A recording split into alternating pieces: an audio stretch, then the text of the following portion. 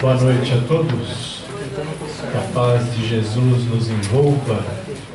Eu agradeço, pela oportunidade de estarmos aqui mais uma vez reunidos agora para falar da predisposição às doenças e a invasão de agentes microbianos na visão do livro de André Luiz.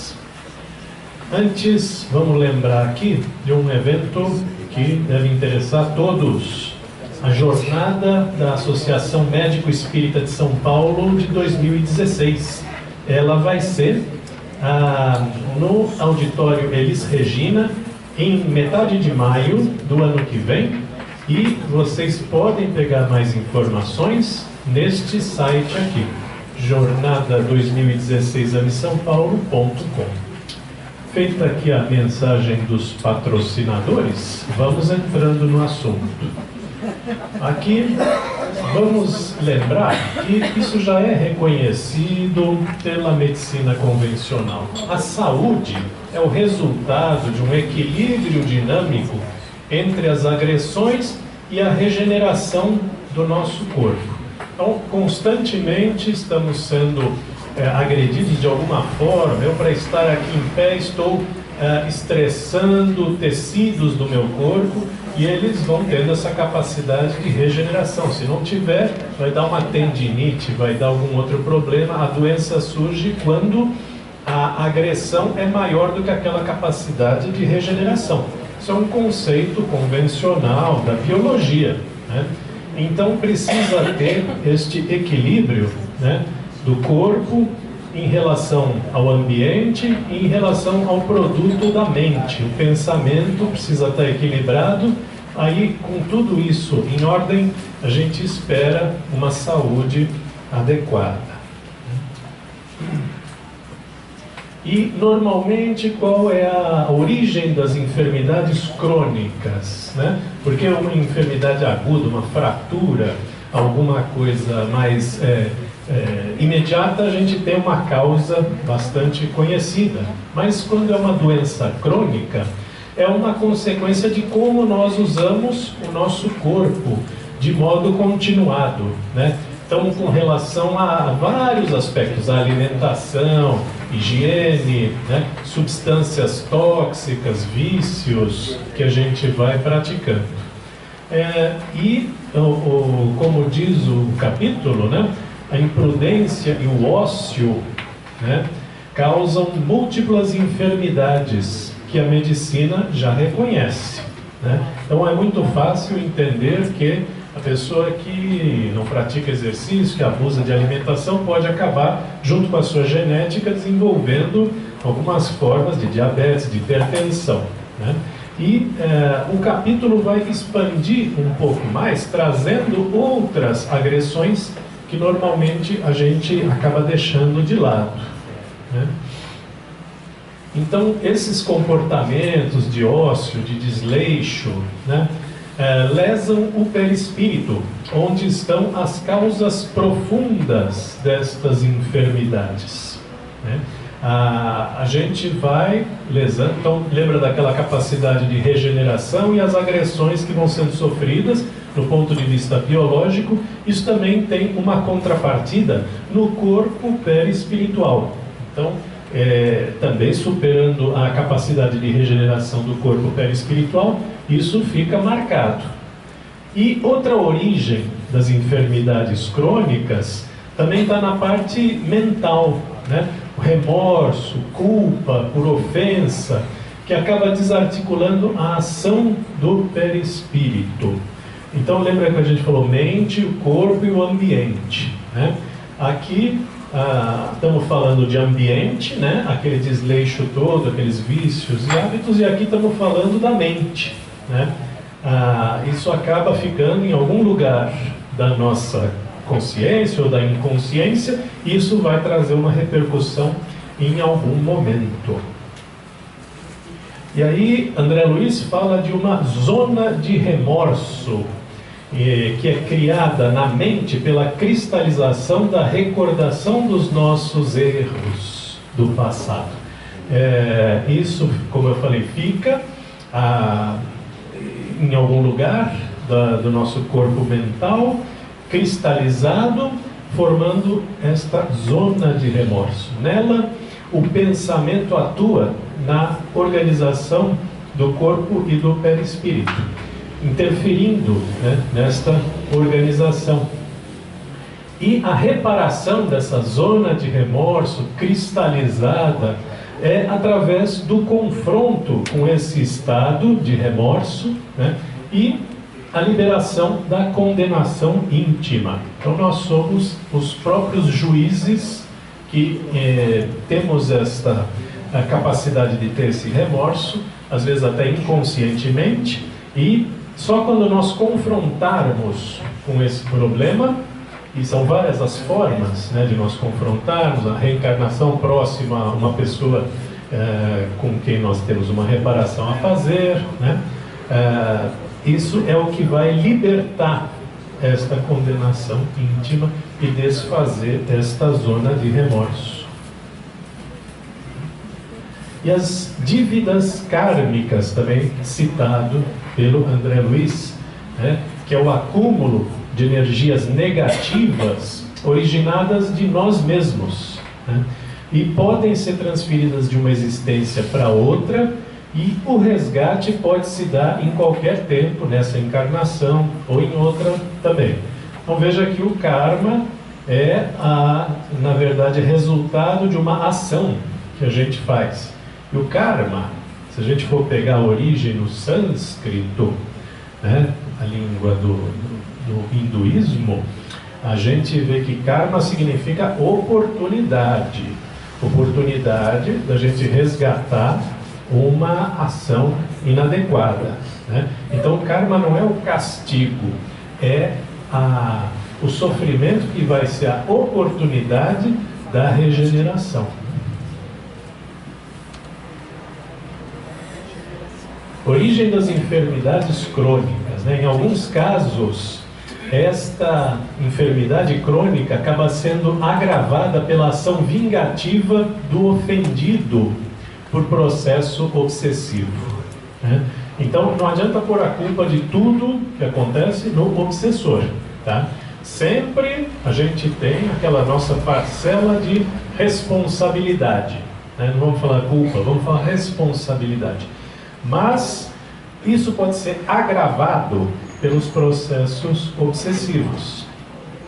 Então cita-se também os parasitas ovoides, que é aquele obsessor que está tão ligado a esse pensamento de vingança que ele acaba se deformando, o corpo perispiritual dele acaba se deformando, ele vai virando uma esfera, um ovo, tá? E ele se gruda naquela vítima, entre aspas, da obsessão.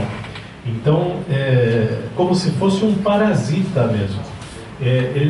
Esse obsessor já não consegue pensar em mais nada, ele só quer saber de vingança e ele acaba virando um parasita. Já não tem mais forma humana, o perispírito já se deformou porque ele abandonou qualquer intenção de fazer outras coisas, né?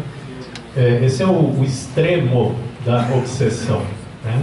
Que pode acabar vampirizando os desencarnados nesses processos. Mas não é que nem piolho que a gente pega e não tem culpa de ter pegado o piolho. Na verdade é aquela relação que se cria e que a gente acabou sendo responsável em algum momento, tá? E nunca são assim as causas da doença, mas é sempre o agravante de alguma doença crônica.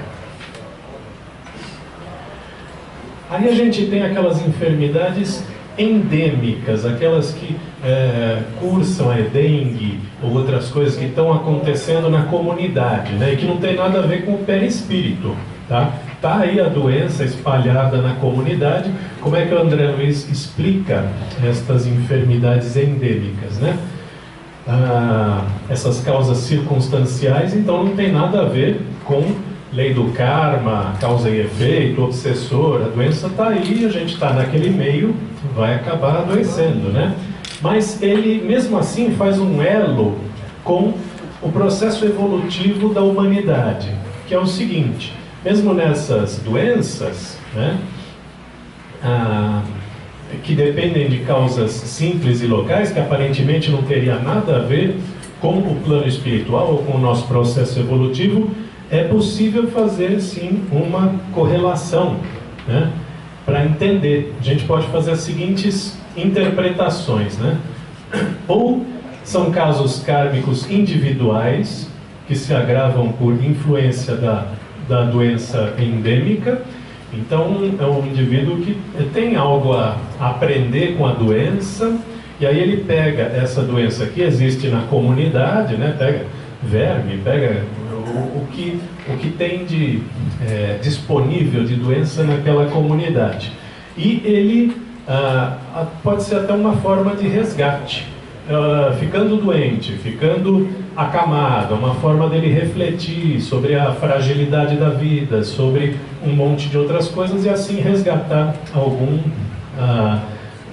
processo kármico, né? Ou também, veja que essas doenças impulsionam o ser humano a buscar evolução da higiene, da medicina e de outras coisas. Então tem uma função no processo evolutivo da humanidade, da coletividade. Às vezes não só do indivíduo. A gente fica só pensando o que esse indivíduo fez para merecer essa doença e tudo mais, e a gente esquece que nós, como humanidade, estamos evoluindo de uma forma coletiva. Então, quando tem uma doença que está pegando muita gente aí, é um lembrete de que a gente precisa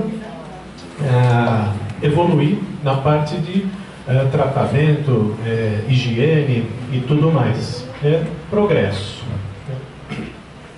Então essas são interpretações para essas doenças endêmicas. A reencarnação para cura espiritual. A gente fala que a reencarnação é a nossa oportunidade de evolução e até de resgate, né? Então, muitos espíritos apenas conseguem a cura do perispírito, daquilo que se instalou no perispírito, de errado, né? Mediante uma internação num corpo físico. Aquele espírito vai precisar estar enquistado, incubado num corpo físico para deixar naquele corpo físico as alterações que o seu perispírito desenvolveu, aquelas alterações negativas, né? Então, numerosos doentes são tratáveis, mas somente curáveis mediante a reencarnação. Então, um médico no plano espiritual, atendendo um necessitado, um espírito desencarnado necessitado, pode acabar, vamos dizer assim, prescrevendo uma reencarnação, tá? Que às vezes é o único jeito de curar. Você pode dar passes no plano espiritual, tentar melhorar o perispírito de alguma forma. Então esse é tratamento, né? Tratamento, mas a cura vai ser mediante a reencarnação.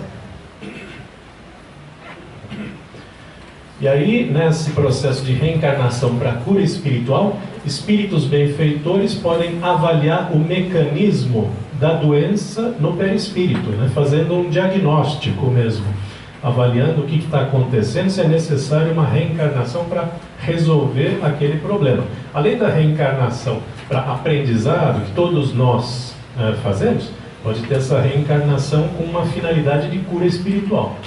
E isso especialistas desencarnados vão determinar, né?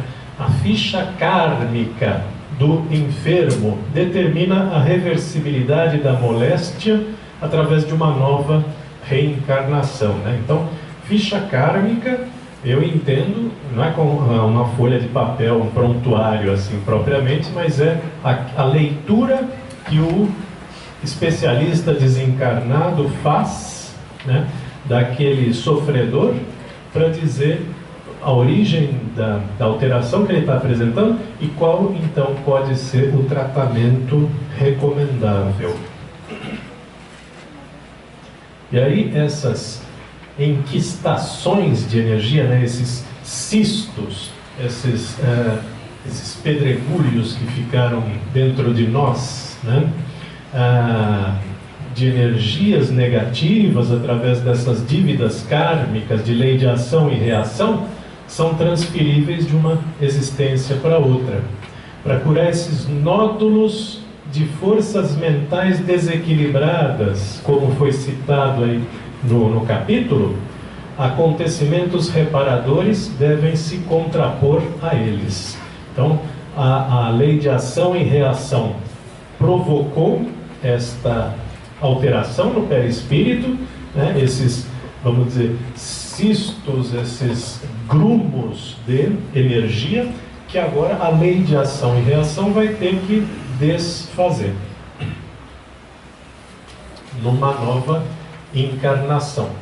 E ele cita também qual a qualidade desses médicos espirituais, esses benfeitores do plano espiritual que vão socorrer esses sofredores, né?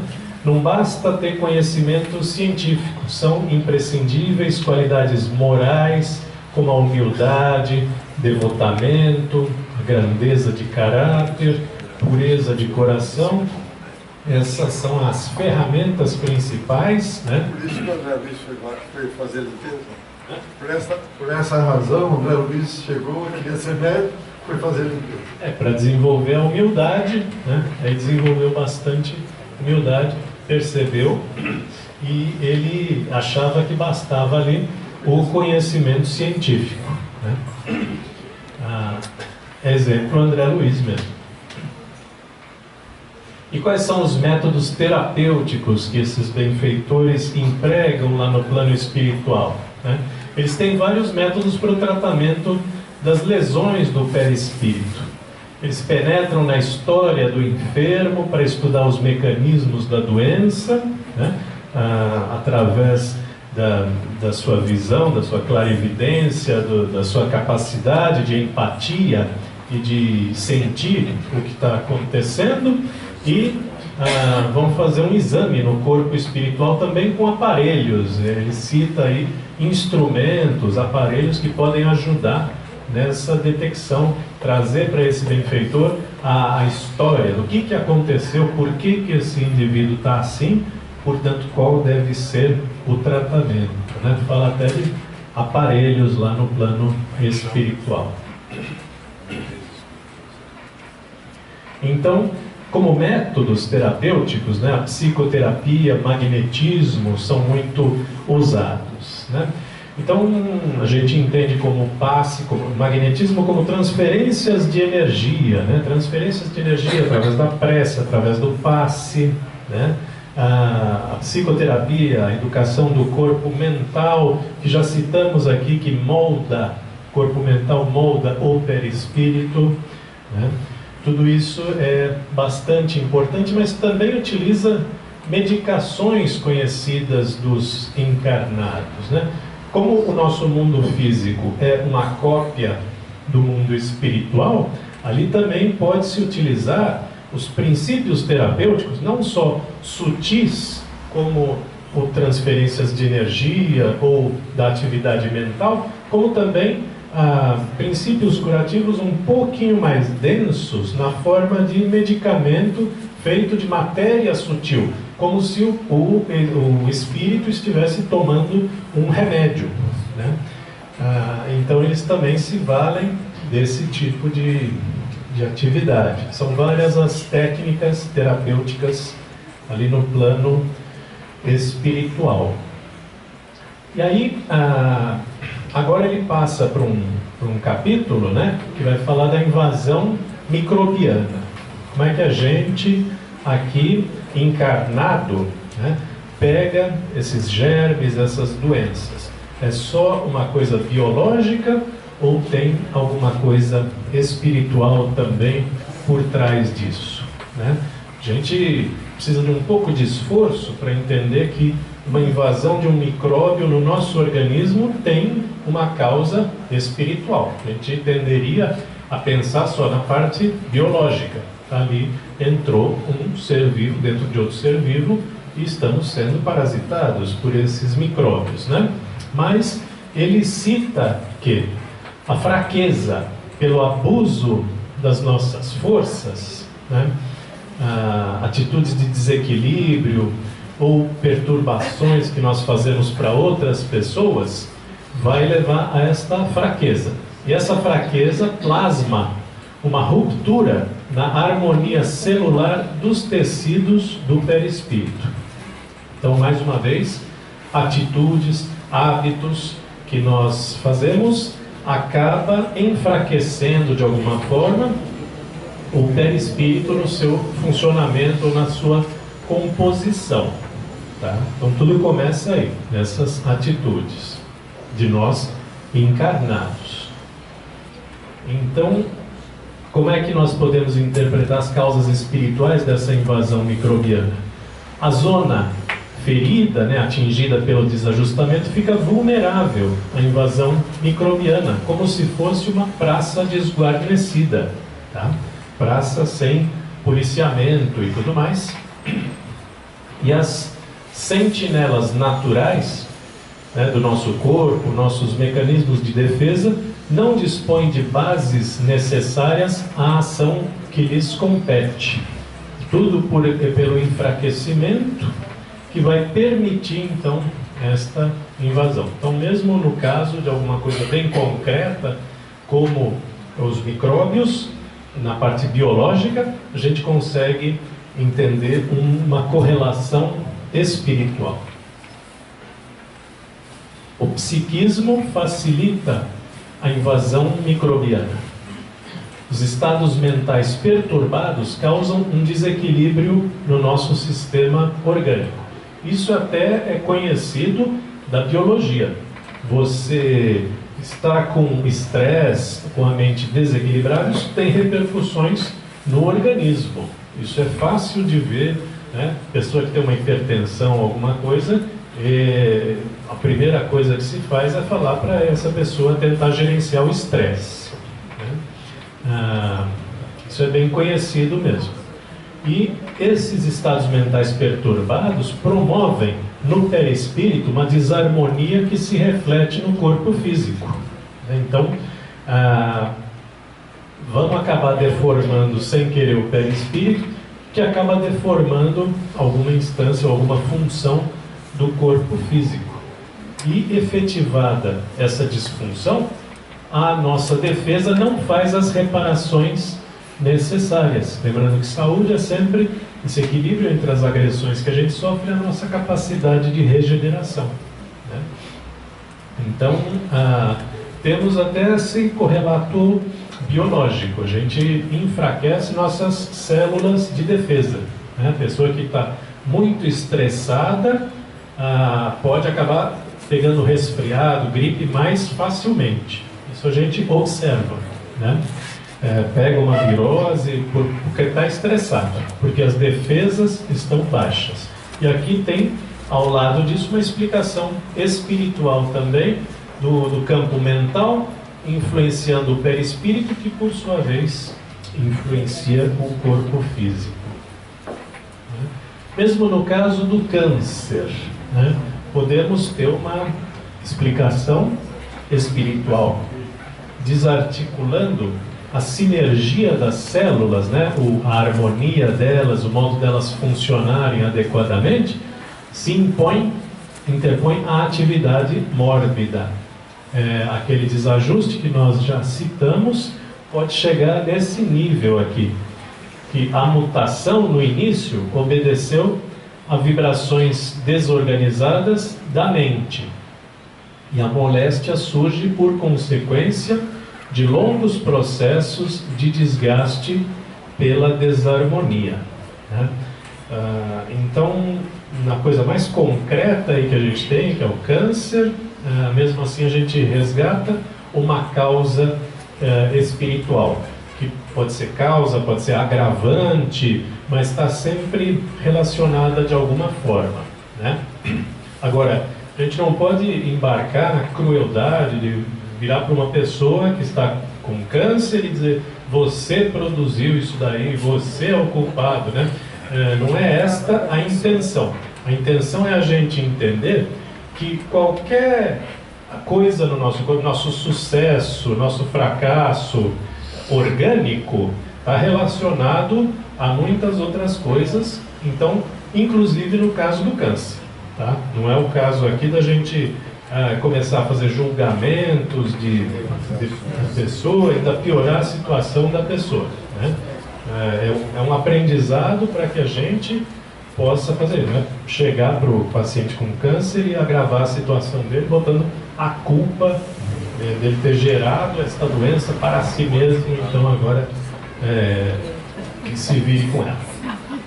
O que seria total falta de caridade, né? Falta de caridade. Aí o nosso comportamento influencia também a nossa cura. Se ele influencia a doença, vai influenciar também o retorno para o equilíbrio, que é a nossa cura. O ataque pela brecha vulnerável pode estabilizar-se ou irradiar-se, quer dizer, aumentar, conforme as disposições da mente, né? Então tem aquela brecha que a gente desenvolveu, essa brecha pode ser aumentada ou ela pode ser diminuída, né? Através das nossas atitudes mentais. Então ela pode refazer a mente, né? A disposição da mente pode refazer a defensiva orgânica ou admitir a intromissão do fator patogênico. Então depende de nós que caminho nós vamos seguir, né? Cultivando a nossa saúde, ou mesmo quando a gente fica doente, que atitude a gente vai ter perante a doença, perante aquele processo, também vai se refletir aqui na cura.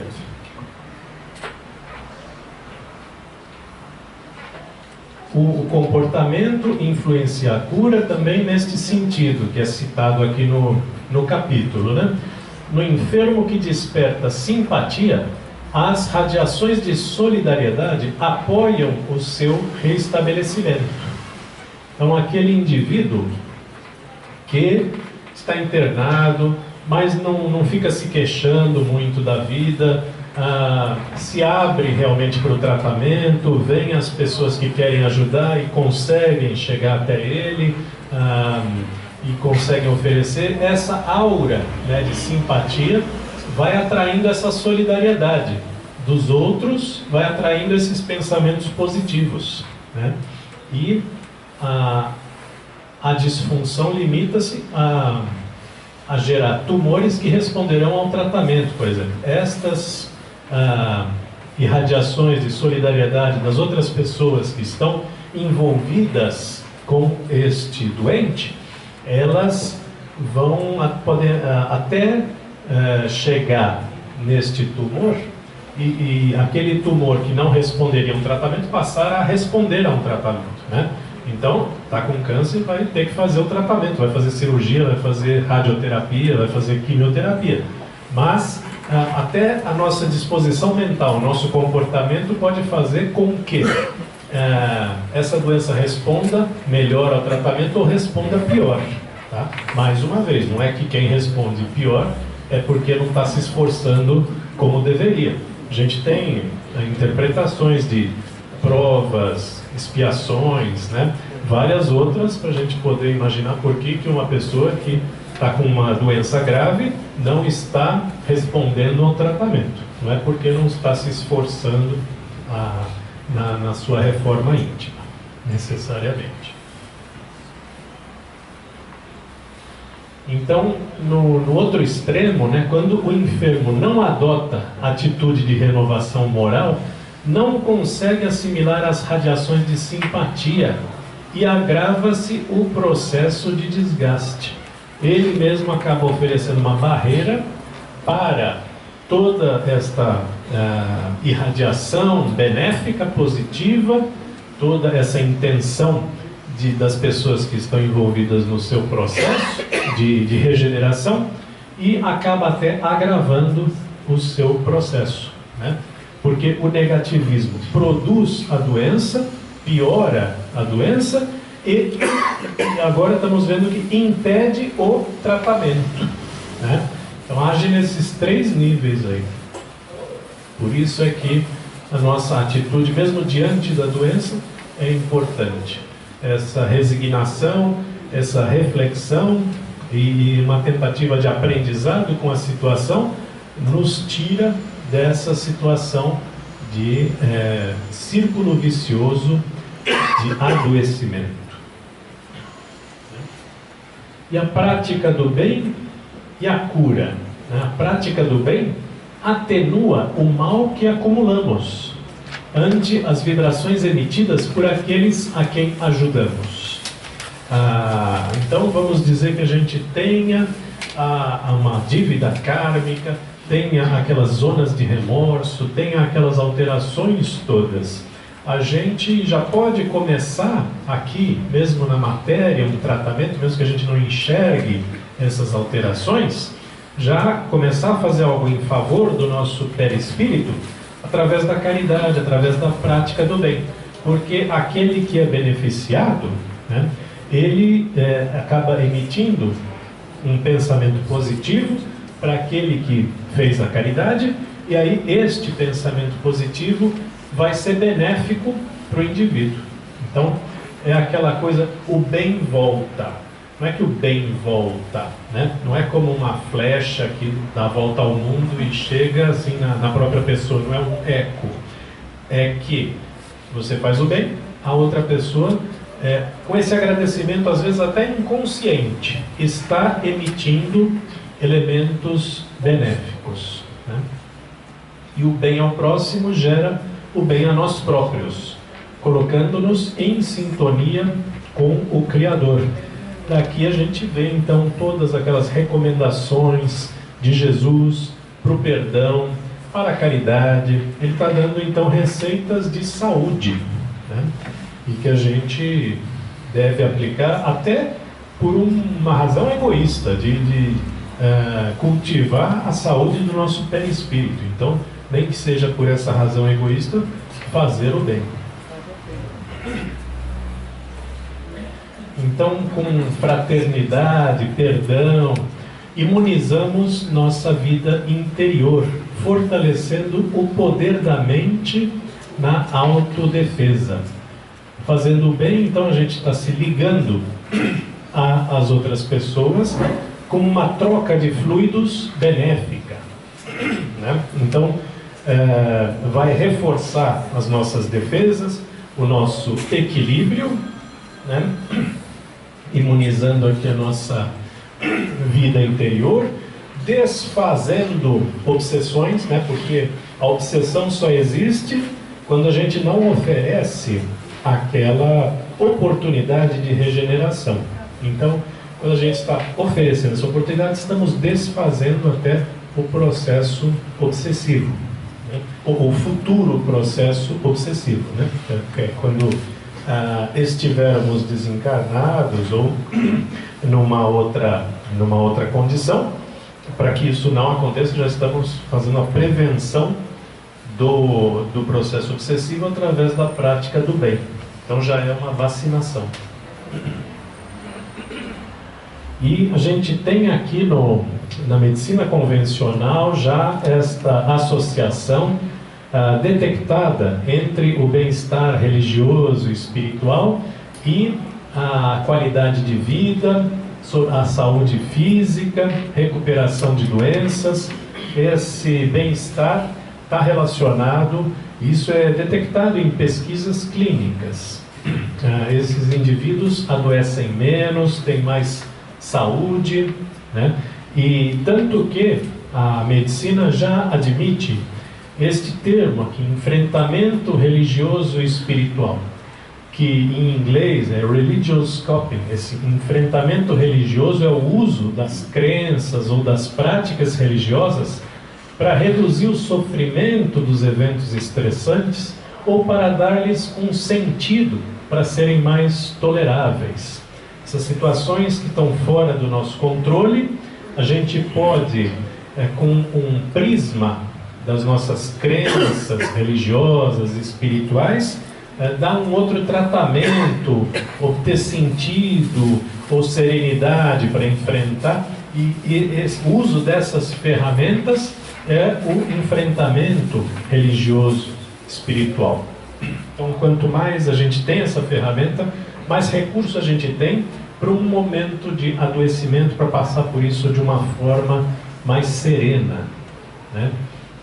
Porque através do modo como nós enxergamos as coisas, né, a gente vai ver as coisas como ameaças ou não. Então, veja, o cérebro não diferencia o que é real do imaginário. Então, agora, já saí do capítulo, estou trazendo coisas realmente atuais, né? O cérebro reage a alguma ameaça imaginária como ele reage a uma ameaça real, né? Você vê filme de suspense, você vê filme de ação, você fica acelerado, porque o cérebro, o sistema nervoso não está identificando que aquilo é ficção, ou que não se refere a você.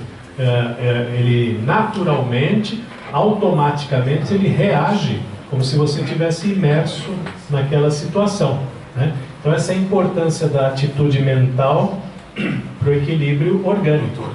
Quer dizer que se a gente se vitimizar, a gente cria a situação, a gente se atinge, como os espíritos falam para nós, né? Ou quando não perdoa e fica remoendo, você vai revivendo a situação e conta para todo mundo que você encontra, né? E vai recontando aquilo, você está revivendo aquela situação e o sistema nervoso está reagindo como se você estivesse mesmo naquela na ação mesmo, né? Então a nossa responsabilidade é essa aqui, né? A saúde é um empréstimo para os nossos objetivos dessa encarnação. A gente tem um compromisso conosco mesmos de manter essa saúde, de usar essa ferramenta para o nosso aprimoramento, para o bem da humanidade, para a evolução da Terra, né? A gente pode ser uma ferramenta da implantação de uma humanidade melhor, e podemos ser uma ferramenta até do nosso próprio processo evolutivo, usando esse empréstimo aqui, aplicando bem estes conhecimentos, né? Então, uma conclusão sobre tudo isso, né, é que existe uma dimensão espiritual em todo o processo de adoecimento. Mesmo aquelas coisas mais concretas, como bactérias, como câncer, por exemplo, sempre vai ter alguma dimensão, algum correlato espiritual. Então, essa é uma conclusão positiva, né? A conclusão negativa, errada, né, é que todo o processo de adoecimento se resume à dimensão espiritual. Você está doente porque você não caprichou na sua reforma íntima ou coisa parecida, né? Então essa conclusão é errada não só porque joga a culpa assim na pessoa, como também pode acabar num extremo de dizer assim, não, você não precisa de remédio, você precisa de fé, você precisa de outras coisas. Então totalmente inadequada essa conclusão aqui.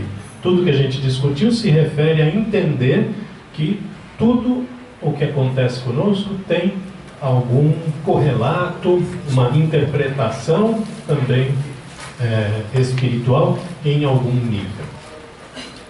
Então, isso aqui é o que a gente pode fazer para o nosso cultivo de saúde, né?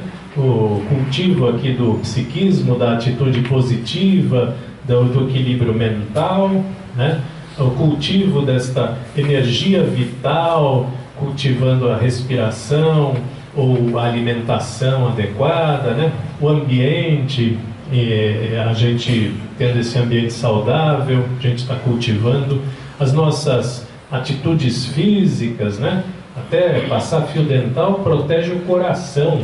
Essas bactérias que estão aqui na boca acabam entrando na circulação e vão dar problemas cardíacos. Então, tudo está correlacionado, né? Tem um vídeo do Gilson Volpato falando dessa relação nas pesquisas. Então, precisamos ficar de olho em várias dimensões e cultivar aqui a nossa saúde. Essa é a nossa responsabilidade. Então, com esse último slide, eu agradeço pela atenção de vocês e fico à disposição se a gente tiver algum tempo para conversar. Obrigado.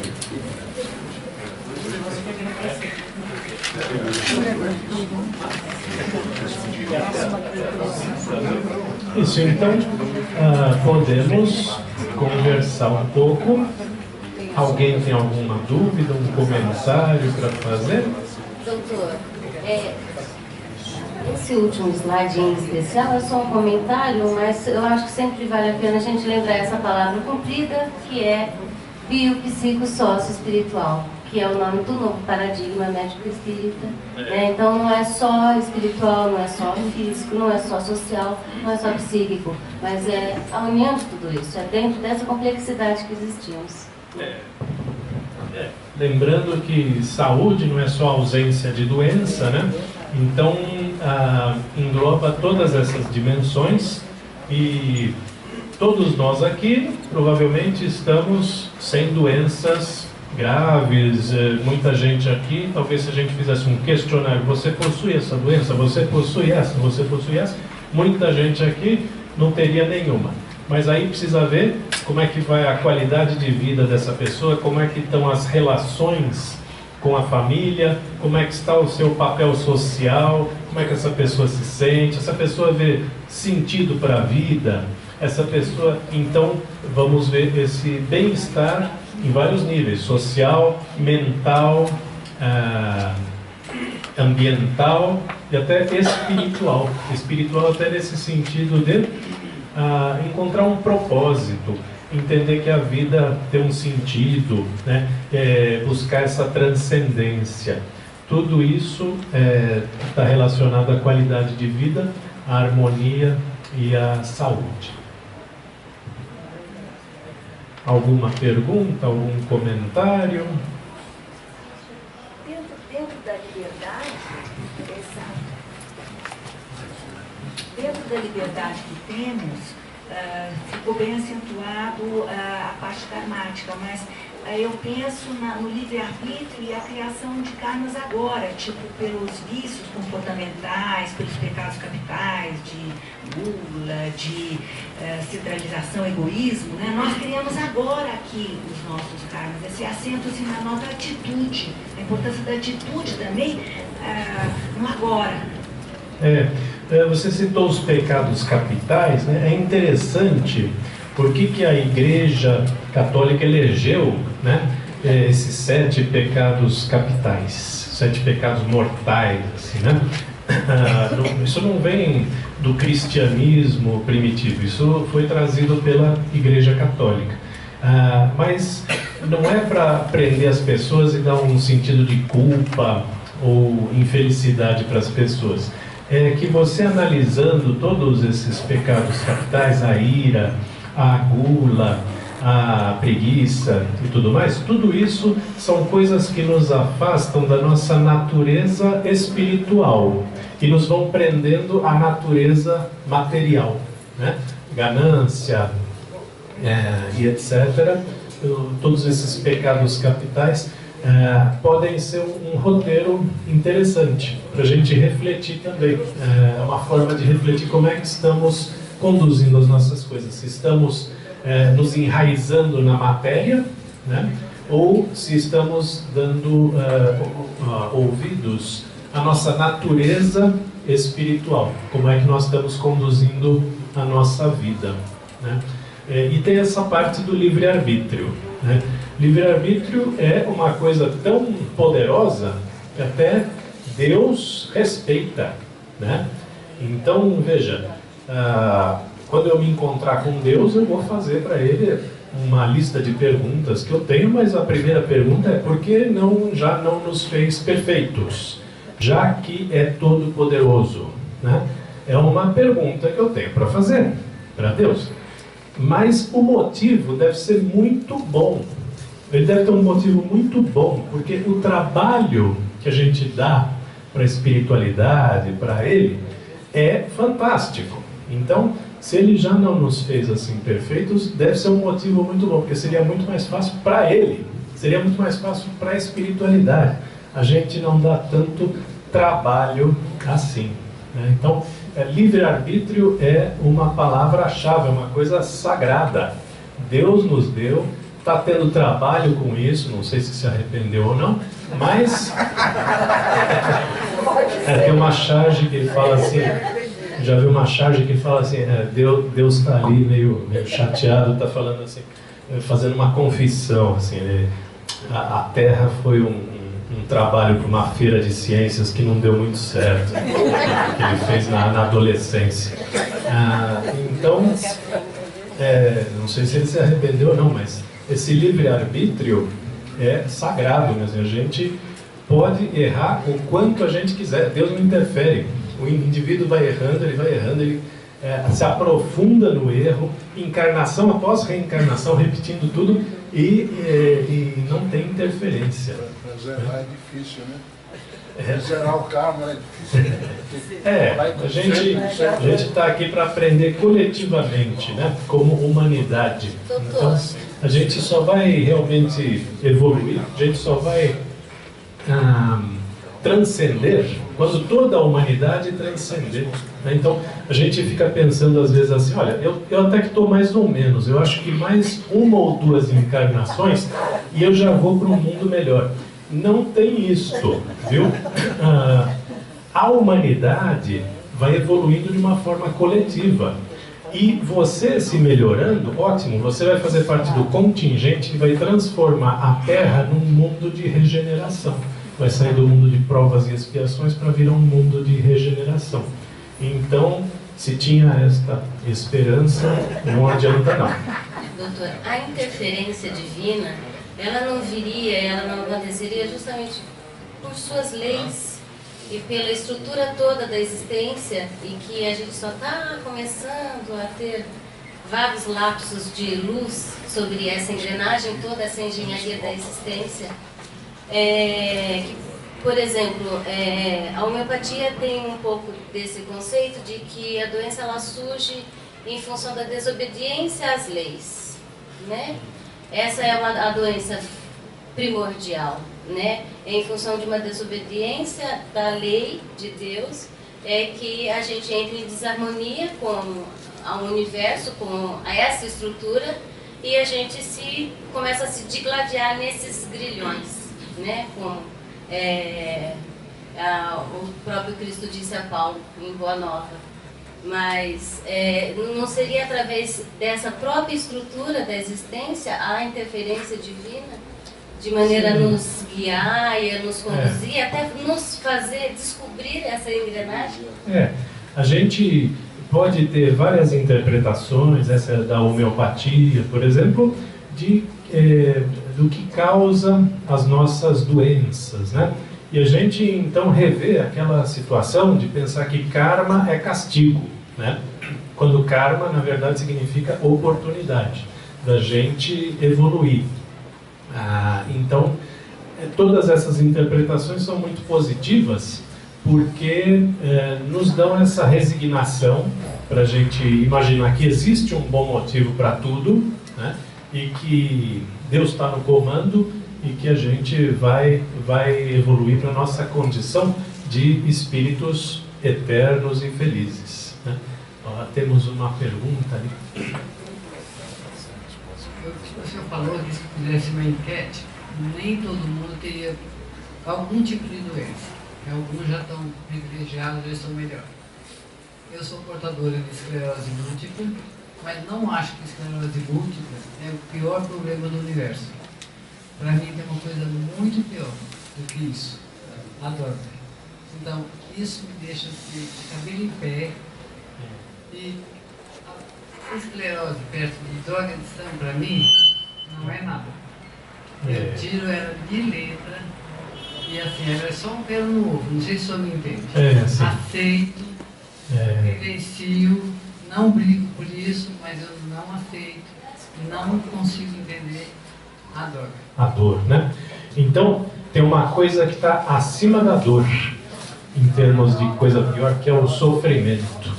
Existe, vamos dizer, você citou a esclerose múltipla, então você tem a questão de incapacidade e tudo mais. Acima disso, quer dizer, como você citou, pior do que isso, a dor, só que tem um negócio que está acima da dor, que é o sofrimento sem sentido. O sofrimento sem sentido é aquilo que realmente é o que há de pior. Porque como disse Viktor Frankl, né? Acho que eu já devo ter trazido isso aqui alguma vez. Viktor Frankl, sobrevivente de campo de concentração, fundador da logoterapia, ele disse: o que esmaga a pessoa não é o sofrimento, é o sofrimento sem sentido. Então, qualquer um de nós daria a nossa saúde por alguém que a gente ama.